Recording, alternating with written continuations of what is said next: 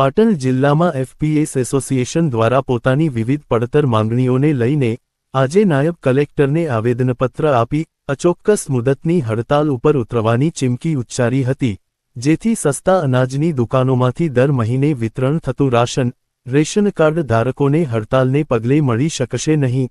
પાટણ જિલ્લાની સસ્તા અનાજની દુકાનના સંચાલકો પોતાની પડતર માંગણીઓ મામલે રાજ્ય સરકાર સમક્ષ અનેકવાર રજૂઆતો કરવા છતાં આજદિન સુધી તેનો કોઈ ઉકેલ આવ્યો નથી, જેને લઈને રાજ્યવ્યાપી રેશનિંગના સંચાલકોએ હડતાલ ઉપર ઉતરવાનો નિર્ણય કર્યો છે, જે અંતર્ગત પાટણ જિલ્લાના તમામ દુકાનદારો પણ આગામી નવેમ્બર માસનું ચલણ ભરશે નહીં અને જથ્થો નહીં લઈ વિતરણથી અળગા રહેશે। બાયોમેટ્રિક્સ વેરિફિકેશનનો ઠરાવ રદ કરવા, સમયસર કમિશનની ચૂકવણી સાથે વધારો કરવા, સર્વર ડાઉનથી થતી હાલાકી સહિતના 20 મુદ્દાઓને લઈ નાયબ કલેક્ટરને આવેદનપત્ર આપ્યું હતું। સસ્તા અનાજની દુકાનોના સંચાલકોની માગણીઓ નહીં સંતોષાય તો આગામી 1 નવેમ્બરથી વિતરણથી અળગા રહેવાની અને અચોક્કસ મુદતની હડતાળ પર ઉતરવાની ચીમકી ઉચ્ચારી હતી।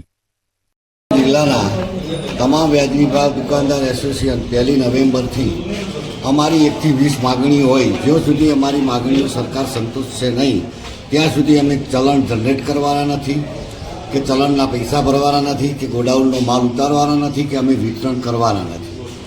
અમારી ઘટ, અમારું કમિશન, ખોટા પરિપત્રો જ્યાં સુધી અમારી માગણીઓ સંતોષાશે, સર્વ માગણીઓ સંતોષાશે નહીં ત્યાં સુધી અમે આ હડતાલ પાછી ખેંચવાના નથી અને સરકાર જોડે પણ અમે અપેક્ષા રાખી કે અમારી સાચી અને હકની માગણીઓ હોય અમે તત્પર્ય માગણી અમારી સરકાર સ્વીકારે એવી પણ અમે આશા રાખીએ। બીજા આવા જ સમાચાર જોવા માટે અમારી ચેનલને સબસ્ક્રાઇબ કરો, બેલ આઇકોન બટન દબાવો, લાઇક કરો અને શેર કરો।